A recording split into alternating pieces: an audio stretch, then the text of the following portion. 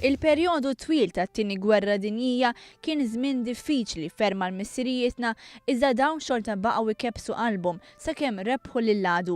Meta raw din il-bżulija tal-Maltin, il-Monarkija Ingliża ħasbu li Malta għandha tingħata premju, il-Premju tal-Medalja George Cross.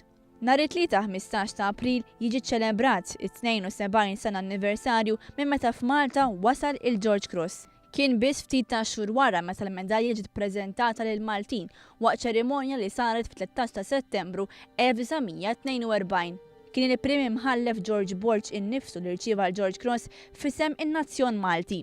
Biex jitfakkar dan l-anniversarju, it-telet ċerimonja f'Misraħ San George il-Belt. Il-ħossa sirena dlongs vojtjat f'Pjazza San George u d-daqq tal-banda tal-Forzi Armati beda jinstema' mill-vot.